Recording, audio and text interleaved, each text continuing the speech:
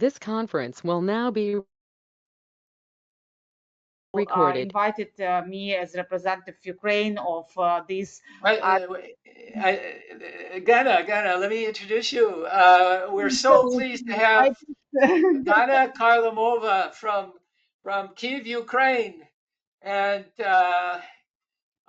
as everybody knows, her country has been in the midst of a war of invasion and aggression by Russia, and I think her entire country, not just her university where she's speaking from now in Kyiv, we must give all due respect, and we're just so pleased to have you to be able to give this talk on how we keep on continuing our research work, our academic publishing, even during wartime. Title of Ganna's talk is Sustaining Academic Publishing During Wartime: Integrity, Collaboration, and Responsibility.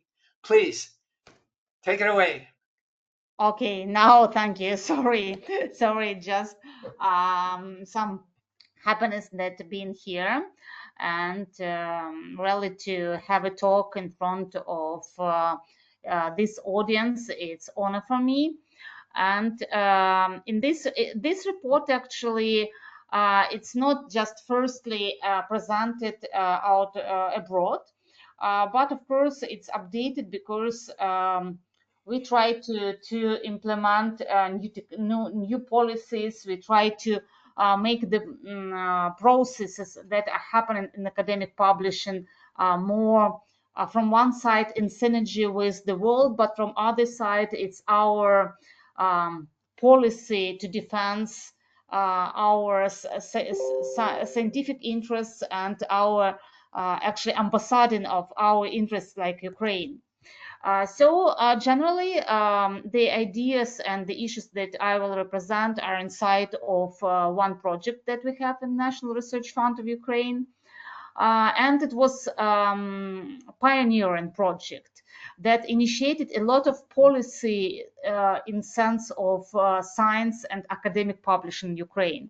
So it was small idea that grown up to big deals inside of Ukraine. That's why I am happy to share these practices. And I'm generally happy that we met with Carl on the pages of the one academic journal, and then grown up to this my participation in this remarkable event. It's really great journey from a consideration, expert discussion that we had with Carl, and then to presenting these ideas. So let me introduce you first of all a few pictures just to show that we have quite a ground university. It's the biggest university in Ukraine, actually located in Kyiv, and some views of Kyiv just to understand what we have around us when we make our research. Here is the center. QR code for the center that was as well a pioneering project. I know that in USA and in a lot of European countries you have university presses, and it's very popular.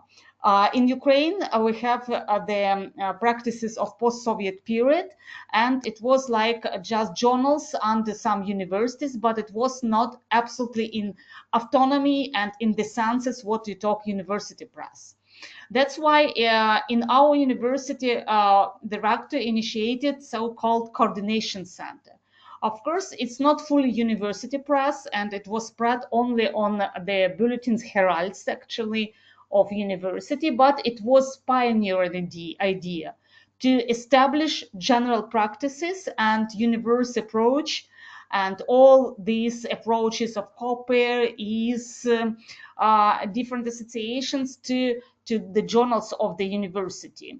Not to make them like small deals, but really to make them like unified project and unified products that university gives out of the walls, and that as well impacts the image of the university.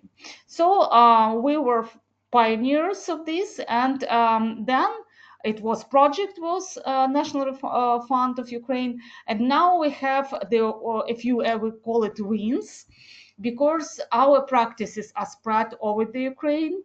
As well, we established two main policies as to funding of best journals of Ukraine, academic journals of Ukraine from European grants, and that will be really great support for this. Editorial offices, because before they worked mostly voluntarily. And the second one, the practice, is how to evaluate the quality, how to deal with predator journals, what ethic policies should be implemented and should be like a basis for any research and publishing of this research. So just for you to give the academic potential of the Ukraine, we had, before the full invasion, like 500 higher education institutions in Ukraine. After the full invasion, of course, because a lot of universities are allocated, they lost staff, these issues happened. You see that a lot of universities' buildings are destroyed, as it happens with Kharkiv Karazin National University, that is quite mighty technical university. We have 300 of them. And later I will show you the map of relocation to feel the scale that are happening in Ukraine. And you see the full invasion drop in the amount of researchers. Now we make and we work on the policies to get people back, and really to give them some ground for being researchers inside of Ukraine. And we have as well very intensive programs as to young researchers. The increasing of PhD students is really very rapid one, and we have this kind of the trends.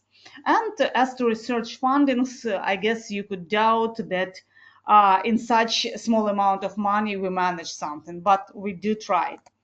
And this is the published information as to relocated universities.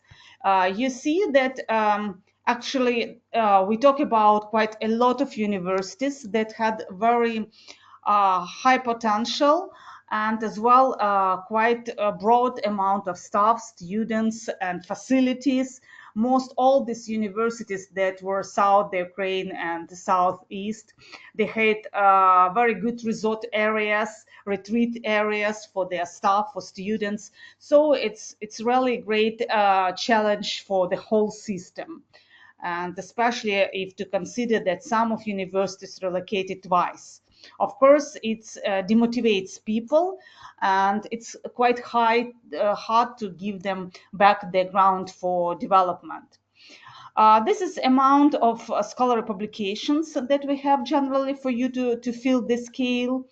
And as well, we have quite enough publications in Scopus and Web of Science, some journals in these databases that we highly respect.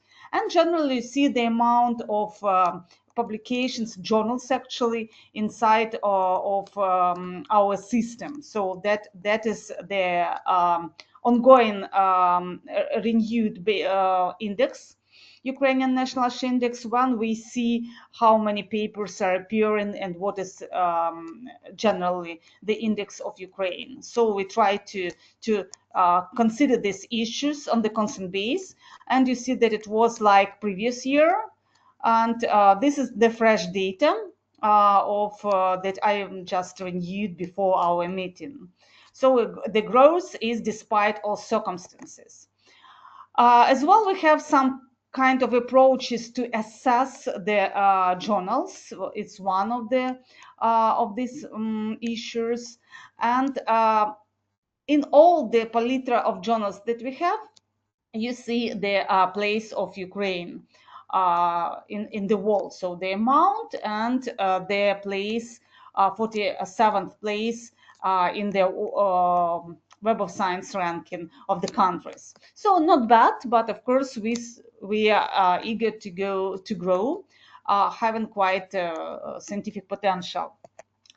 And as well, if we have a glance on the topics and fields that are considered, of course, our strong position is in STEM disciplines, and however, we have quite a lot of interesting socioeconomic journals that are eager to come inside the VOS or Scopus family.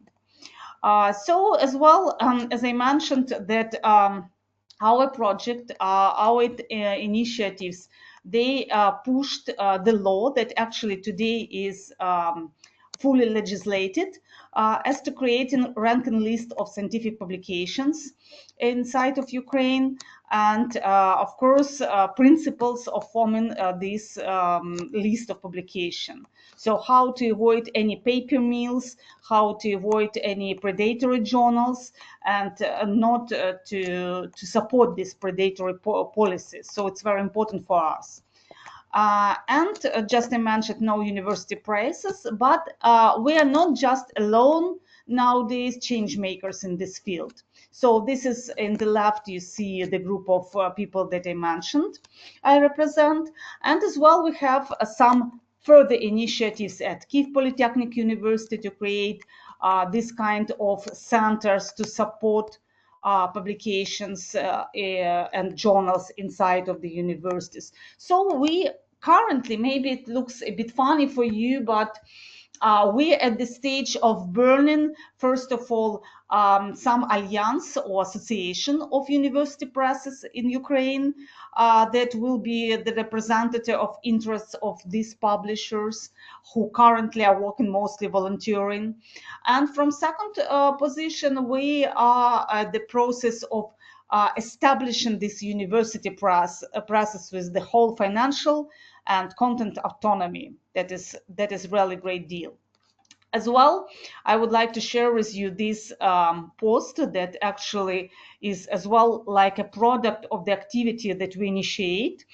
It's the guide as to taxonomy in AI, transparency in the science. And we are very happy that just an hour ago we considered it with your American colleagues from the Association of University Presses, and they really find it's new, fresh, and applicable issue to use.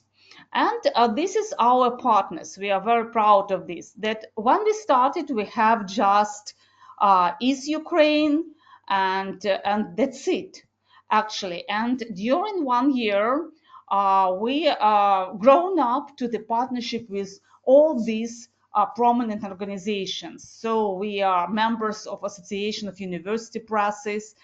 We work a lot with Association of European Presses, with with the Association of Scientific Editors, with APSCO, with Elsevier, with Society for Scholar Publishing. So it gives all us wings to go forward.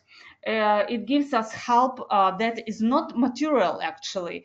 It's mostly expertise, it's experience, and it's fruitful discussions that really help us to understand that we are not alone and that we are could be supported in this way. What challenges do we have? What are challenges that our journals meet? It's mostly no funding for APCs and for funding for the editors. Actually, we are still struggling from the quite good understanding of business models. Of course, during this year, our editors have been mentored with USA colleagues, with European colleagues, but still this kind of autonomy that university presses have, as usually, it's still a challenge for us because it's responsibility, it's different point of view, that still is a challenge. And actually, just only yesterday, in the very evening, we received some kind of state finances, but they are, of course, tiny. It's like $10,000 per year. It's quite tiny for the editors, for the whole process, but and it's just for Scopus and Web of Science index journals, but still it's mighty step forward.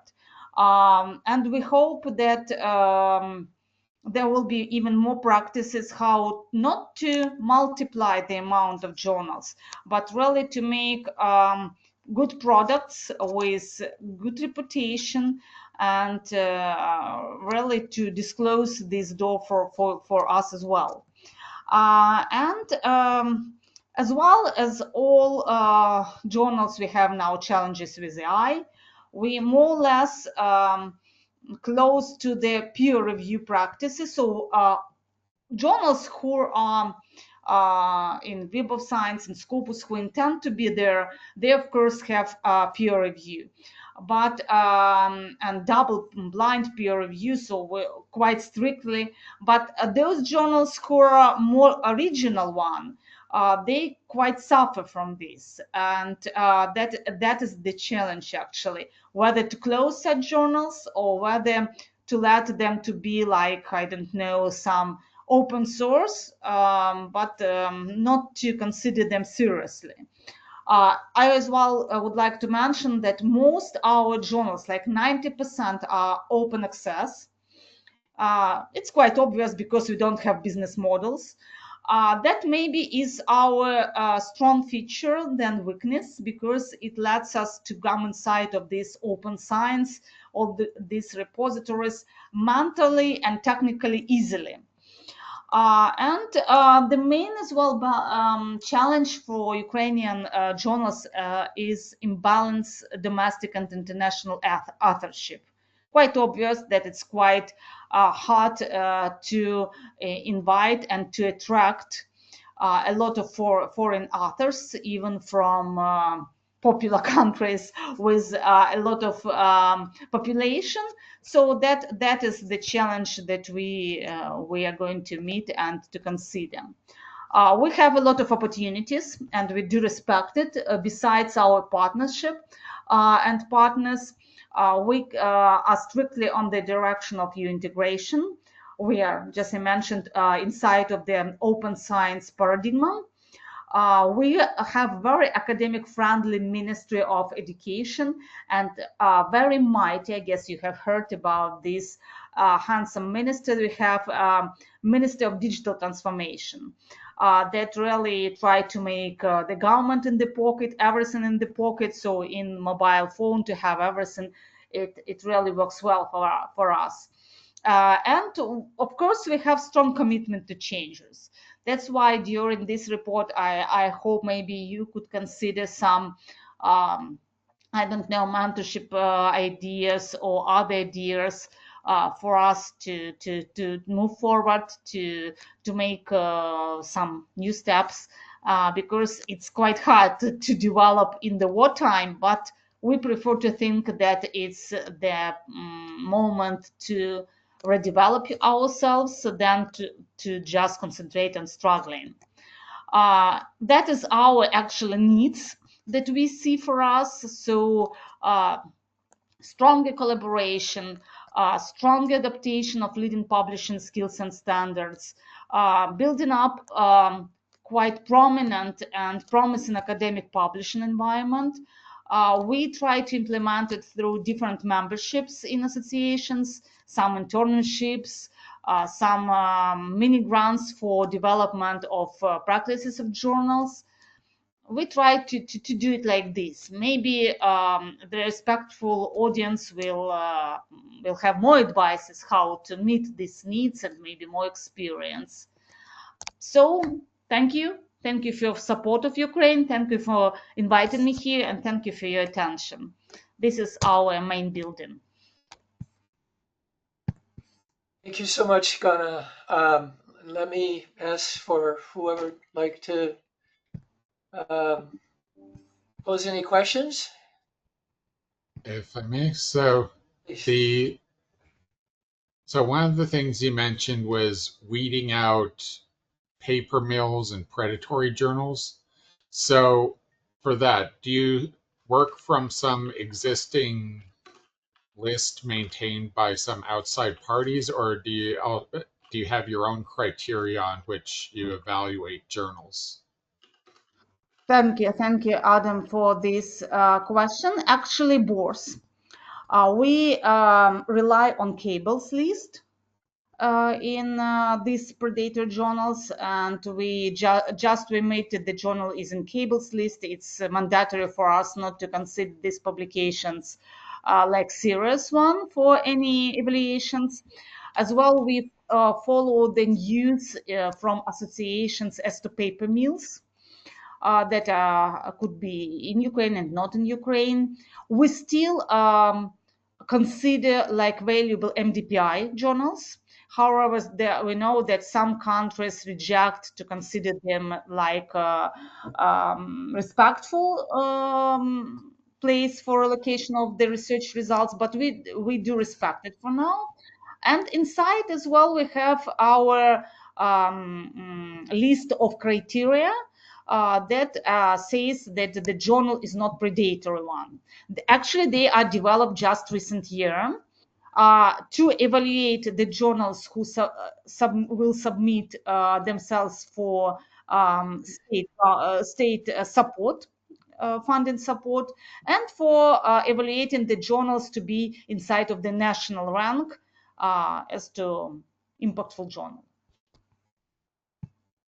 So, as part and parcel of that, you mentioned like predatory journals, which usually are one thinks of as predatory in terms of like the fees they charge relative to the impact factor, and then of course paper mills, which just churn out endless garbage. But what about also, say, complaints of research fraud, but just sort of some sort of rating of the integrity of the journal?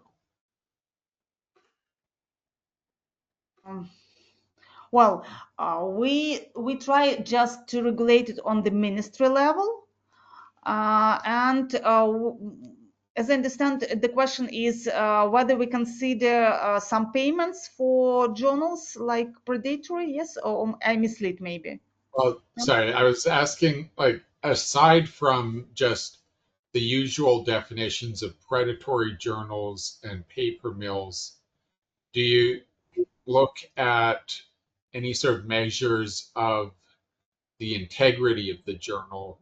Like, do you look at how often the people submit complaints of research fraud against articles from that journal, that sort of thing? Okay, I got it now. Well, we just use common, I would say cables and definition of predatory journals and paper mills, but as well we consider particular cases. For example, one of the journals from one of the universities inserted was quite a good journal. Then they entered the Scopus, and they became to take papers that it actually maybe it will be as well interesting for you. Our community of scientists and of those who deal with academic publishing, they are very active in Facebook, and they have there a lot of groups, but a few of them are very popular, and just some signal appears as to predatory behavior or something compliant or something had seen that the journal published not scope papers and from some particular region, like in that case that I mentioned, it used to be Kazakhstan papers. They just claim there. Our ministry and ministers are active as well in these groups. They accept such kind of compliance, and they could neglect this journal, or they could themselves appeal to Scopus that this journal should be considered like predatory or something, or paper mill, just be excluded from the list. So it works like this is usually. But you should understand that all this is happening like 2 years. Before, it was quite a mess, actually, frankly speaking. So it's still somewhat of an evolving system. Okay. Other questions? I don't have a question. I have a comment. Ganna, you are a brave person, and I admire you for your bravery in standing up for science in war.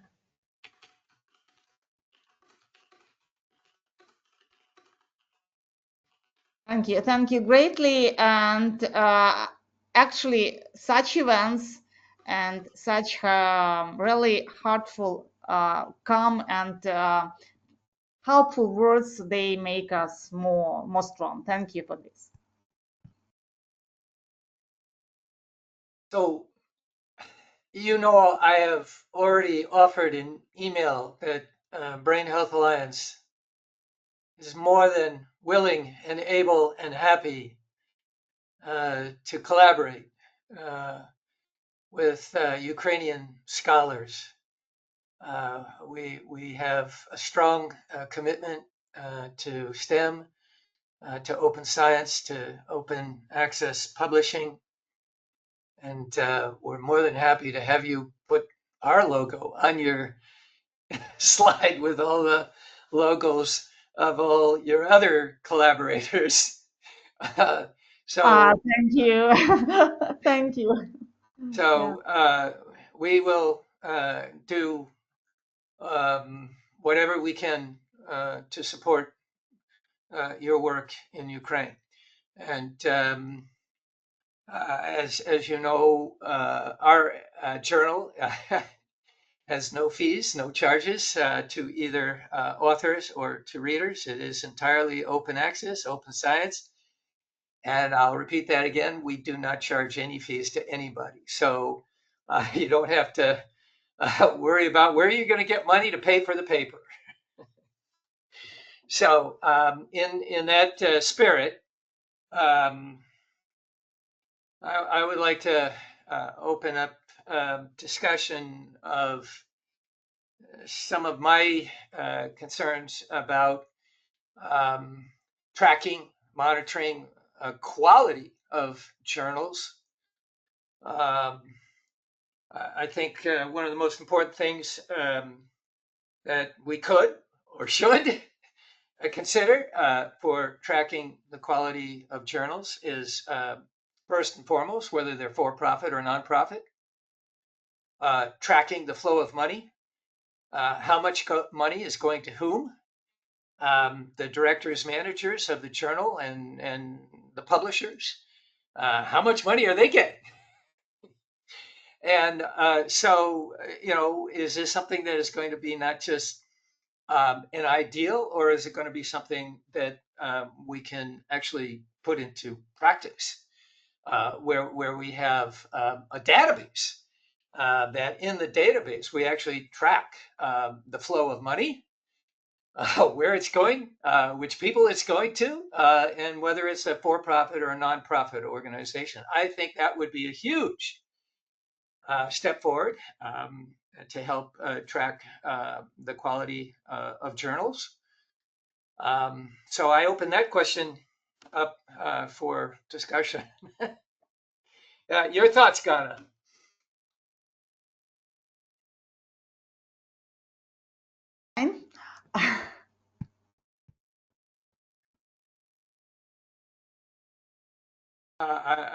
Anybody else want to comment on that? Respond to it? Please, just turn on your microphone. Yeah. Yeah. You didn't say about the money, where the money is coming from or who the money Well, is. when I say the flow of money, it includes from Right. source to destination. There, I'll use the phrase from source to destination. There we go. Okay.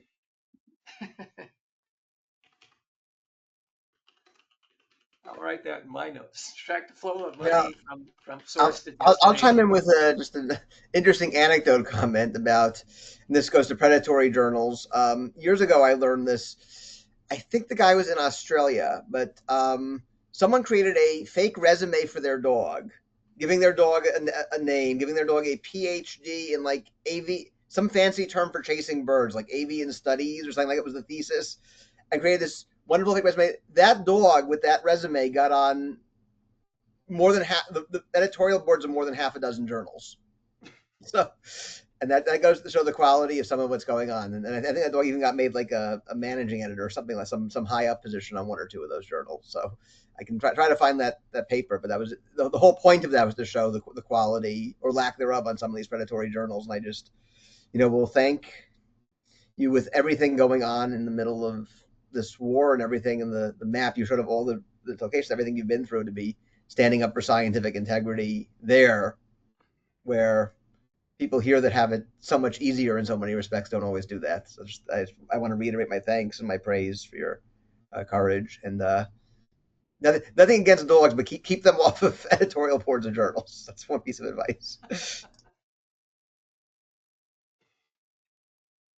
Well, anybody else want to chime in? Comment, question?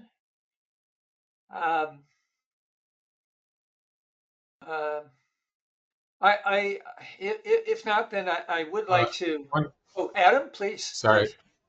So Ukraine, one of Ukraine's distinctive features, it's a multicultural, multilingual country. So here in Hong Kong, I've noticed a lot of students, part of the attraction of AI is that it works as a sort of automated translation, which, and as you know, most science gets published in English. But I'm wondering, now in some respects, AI is still less reliable than a human. And I'm wondering whether Ukraine is in a position to leverage its multilingual, multicultural populace of research professionals to create like translations or create other, translations or original research in different languages besides just English, and help people from more backgrounds to read the scientific record, like make it easier for people who maybe aren't so fluent in English to learn from the scientific record. Whether that would be useful, something of interest.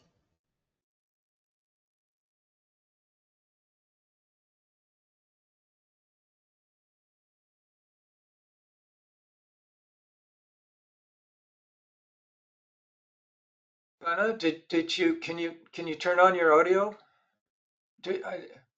Was the question clear?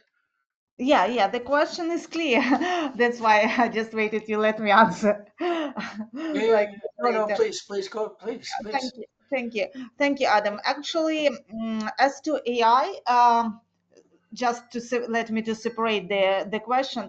First of all, as to AI, we have quite positive, mostly positive attitude to AI.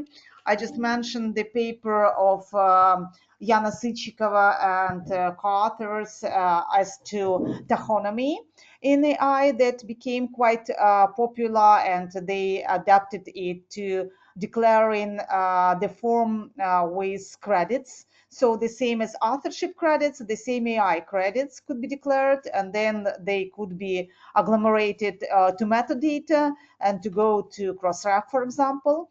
And it takes out the stigma that authors afraid to declare that they use AI, not just for translation, but generally. So it will be like on each stage, authors could declare what kind of AI they used. And it will be quite a concern if they won't declare, because the whole world is using why you don't use. So, and as to translation, of course, it's broadly used. And as to Ukrainian English, as English Ukrainian, so it's not a question. And we the same we have had Grammarly. Now we had much more possibilities to this. And as to multi-language country, well, I won't say that we are multi-language. We have national language that we strongly secure would say so. So it's very strict question for us now, especially after full invasion, to talk just Ukrainian, to use just Ukrainian. And in any case, other languages there at the country, like Russian, each understands actually. And all scientific literature is published just in Ukrainian or English. And even before full invasion and just a year after, we had so-called English language years that were declared by our president. And we didn't put in our constitution that English is our second language. It's not yet like this, but generally it's business language. It's language of any conversations that are besides the regional level. So each scientist, each government staff, they need to know at least B1, B2 level. And there were a lot of options, a lot of different courses that were supported by EU, by NATO, to give them possibility to learn English. So currently, it's not a question actually. There are, of course, personal situations and cases when people are quite strongly discouraged to learn English because they fail to do this for some personal reasons.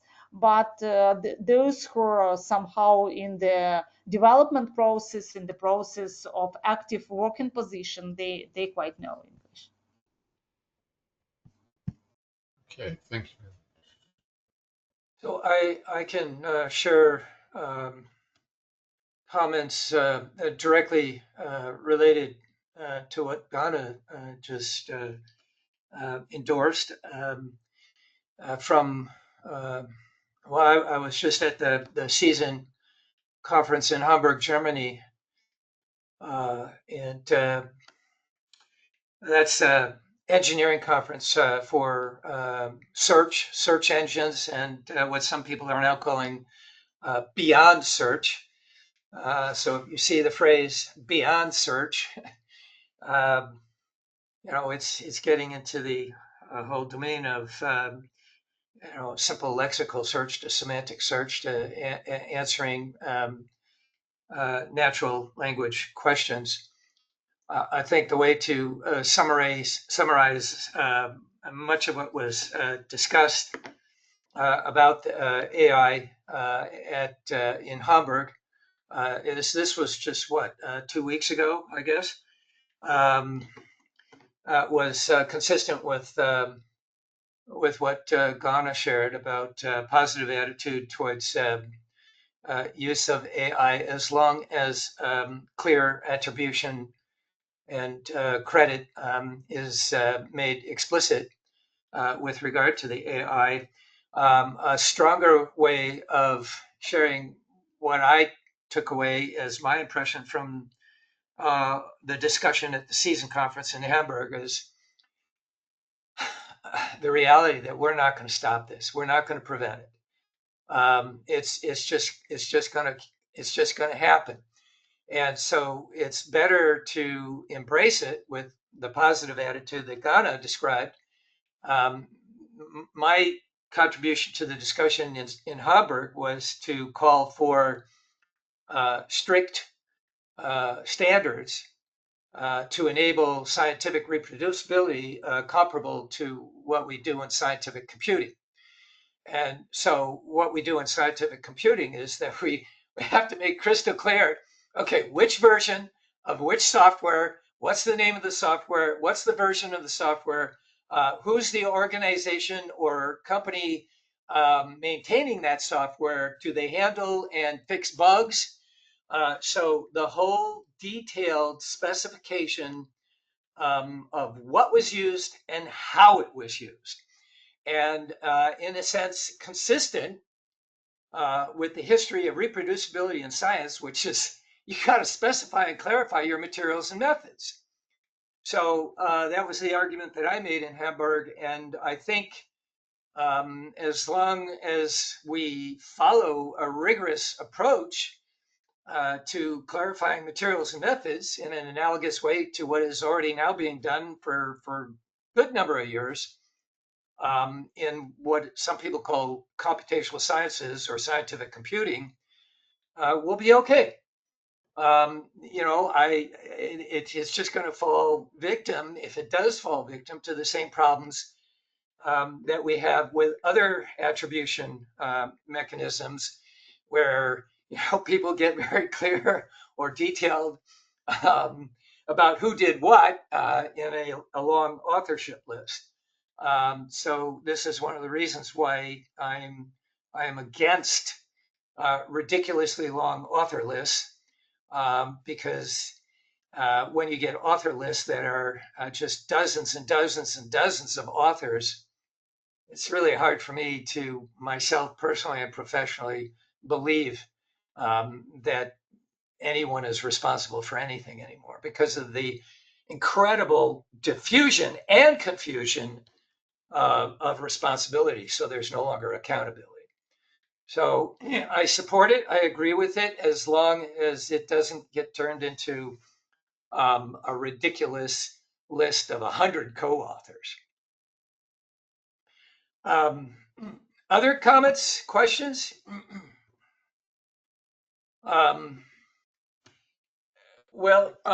There is one other issue, item, topic that I'd like to raise before we close this session, and that is the one that I think that Ukraine not only has the necessary but appropriate, not just expertise, but motivation, and that was the one that I mentioned to you in the email, months ago. I can't even remember when it was, but the email about how do we maintain the free flow of information in the midst of war, especially if it's a war between an autocracy and a democracy. And my appeal for developing at an engineering level, a computer network systems level, for new protocols and new infrastructure that will enable our ability to exchange information even in the midst of war in a way that can help defend democracy against autocracy. So that's something that that at least from my position here in America, that Ukraine would presumably be especially motivated to address. And once again, I offer our collaboration at Brain Health Alliance to work on this problem, but it's got to be done at a hardcore internet and web engineering level. We need new protocols. And the protocols I'm talking about are the ones usually handled by IETF, the Internet Engineering Task Force. Your thoughts, Ganna? Yeah, well, actually, we made quite good steps in all these repositories, with all these attempts to deal with open data, with these protocols, with fair practices inside of our journals and our researchers. But definitely, as you mentioned, we feel the same concerns, and we need some guide on this, because there is no need to make the vehicle from the very beginning, and if something is developed, we should join, but not try to implement something ourselves. That's why just rely on if we could be helpful in this, at least we could be, if we cannot create something, it could be the base to test it, actually. That's to test in our journals, to test it with our scientists, how it works. Because, for example, with some teams now, for example, with AppScore, we try to test some AI techniques, would say, so that they would like to implement further for other journals. We provided them our journals like a base to learn their machine learning and machine learning algorithms, and to see how it works. So maybe the same could be helpful to what you mentioned. Yeah, well, the issue here in America, of course, is that hard to believe, but our current American administration is making efforts to control what university research scholars can and cannot study, can and cannot research, control what we do or do not publish. Hard for me as an American to believe that that's actually happening in America. We've known that it's been true in totalitarian governments for many years, such as Russia. Um, but this goes both ways in terms of censorship. In other words, who is doing the censoring? Is it a government that's doing the censorship? Is it a for-profit publisher and journal that's doing the censorship? And under the influence of an investor who also happens to be controlling the government, also known as oligarchs. Um, so I think that there's a huge opportunity to develop new approaches to assuring that we can maintain intellectual and academic freedom to publish what we want to publish and have it fully public and open without being censored by a government. At the same time, we also need an infrastructure that will literally protect the safety and life of certain individuals who may be at risk of losing their life in certain countries. So, how do we remain connected to those quote unquote freedom fighters who may or may not be at risk of losing their lives? I mean, the most famous one that comes to mind is Navalny. So, Navalny lost his life. It's hard to believe that he was not officially murdered, executed by Putin. And there are many, many other examples of freedom fighters who have lost their lives. So how do we also maintain the free flow of information with freedom fighters? Some of that has to be kept exchanged in a confidential manner, which is the opposite of fully public and open. So it's just a huge challenge, but I think that it's not an internet engineering challenge. It's really getting the political wherewithal to back to funding again. To develop a whole new protocol will require some funding.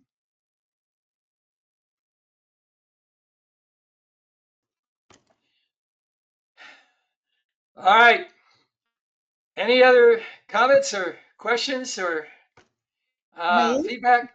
Please, may please. Yeah, I just want to share my actually thoughts what you mentioned. Just guess yesterday or day before, I have been participate on the COPE forum. And I frankly didn't believe my ears when I heard that what you mentioned, that you're restricted to publish where you want to publish what you want to publish, because and it's happening in USA because we had this experience in Soviet period and even a few years after. So independent period, and then we are so easily just came out from this, and it was it was not a great victory. It was originally following the old world practices, so developed world practices. And when I heard yesterday would say so about this, I was quite surprised. But it helped the discussion as to geopolitical issues, how journals should react.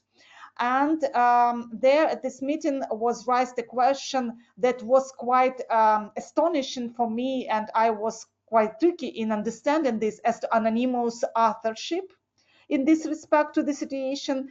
But just an hour before our meeting, we had one more webinar event with our American colleagues from the Scholarly Kitchen and our Ukrainian colleagues. And this proposal of anonymous authorship became not so, unexpected actually, and misleading, because really people are suffering what you mentioned, how to reveal your research without having some aftertaste problems, would say so, whether it's in jailing, as if we talk about occupied territories, or like deleting from the grant options like we have in Ukraine if you're published with Russians and it used to be in your history, you should or withdraw your authorship from these joint publications. That's sometimes a challenge, not because of the will of the author, but because of the policies of journals. And we can quite understand that policies were not ready for this. And from the point that Trump administration implemented in USA as well, it became a challenge, and to be anonymous author could be the solution. So thank you that you raised these questions and ensured once again that it's really a challenge.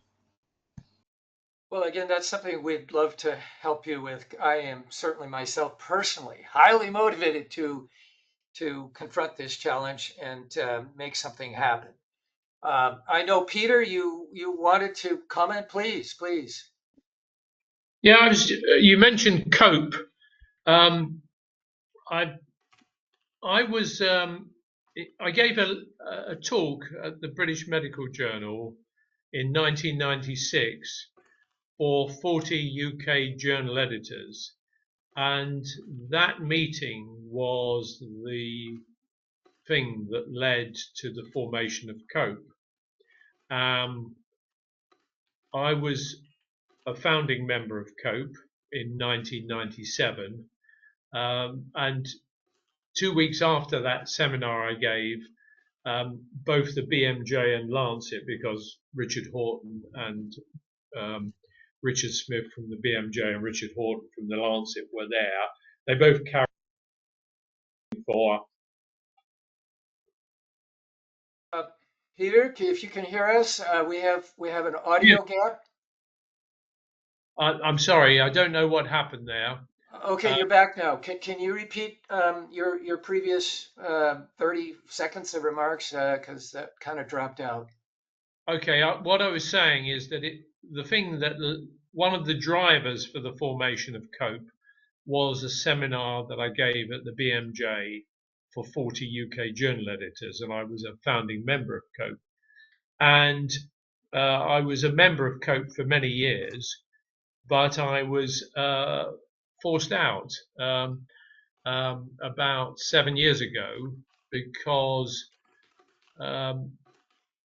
it was effectively, well, COPE became international firstly. Initially, it was just there were just British journal editors, and some other people like Sir Ian Kennedy, a very famous British, I'll turn off my camera, that may help, a very famous British lawyer, professor of law and medical ethics at University College London. And the people who were not editors were kicked off of COPE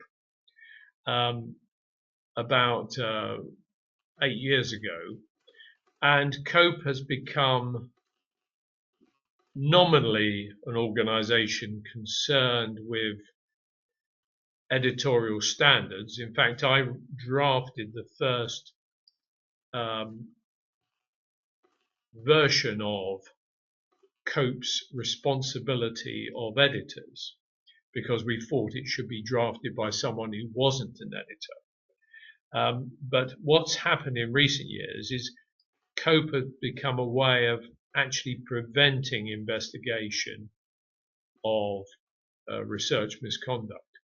For example, if you report research misconduct to COPE and then make public the fact that you've raised a concern, COPE will no longer deal with you.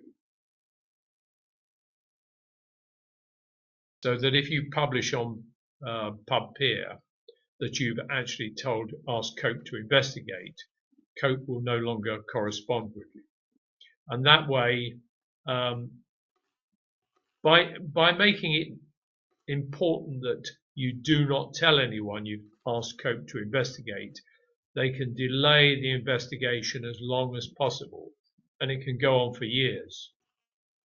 So, you know, I am very concerned about COPE and what it's become, and it is not an organisation. With others, I wrote an article that's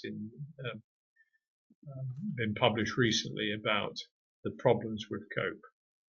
So I think you have to be a bit cautious about COPE, because COPE has gone the same way as the Cochrane Collaborative, which of course has kicked off some of the founding members of Cochrane, people like Peter Gersh from Denmark, have been kicked out of Cochrane for speaking out about the concerns. So we have to be rather cautious about these organisations, I think, COPE and Cochrane. Thank you so much, Peter. I can add my own personal testimony that what Peter just described has actually happened to me. Our work at Brain Health Alliance. At one point, I did submit a long time ago. Frankly, almost at the beginning of the story of the plagiarism of our work, I did submit a complaint to COPE. It literally was silenced, censored, suppressed in all ways. They refused to investigate, and they were, for all practical purposes, complicit in the cover-up and denialism that has allowed to the plagiarists to spread their plagiarism. And in my personal case of the plagiarism of my papers that were published almost 2 decades ago, that has now grown to be the largest case of plagiarism in the modern history of science, engineering, medicine. And I actually will be presenting some of that story during my tech talk at the end of the tech talks later this afternoon. So I can personally vouch from my own personal experience and that of Brain Health Alliance that what Peter just described has not just been my experience at COPE, but as Peter described, the experience of others at COPE. I could give other examples that are completely independent of COPE. For example, I could give the history of our experience with WCRI, which is the conference series. WCRI stands for World Conference on Research Integrity. Every time that we have submitted an abstract on this particular case of plagiarism to WCRI, they have rejected our submission. So what it offers as an overall impression is that those organizations which profess to promote integrity do not necessarily practice what they preach. And so I think the operational phrase here is to ask the question, which organizations promoting integrity actually practice what they preach? And with that, I see that we're really at the end of the hour. And I want to once again thank you, Ganna. You have our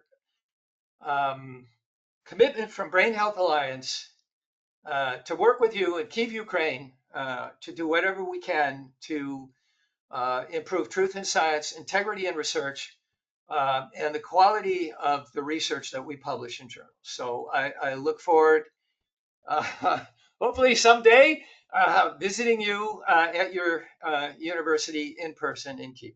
I'm more than happy Thank you. Welcome. Thank you. to visit in person. Thank you. Okay. Thank you. Yeah, John. So that with that we will close this session. I will stop the recording, and we will give everyone opportunity to take a 5-minute break. And Sean Lacey, see you. You're there. I'm glad you're here. Let's take a 5-minute break, and we will reconvene for the next talk in 5 minutes. All right. I'm gonna see you soon.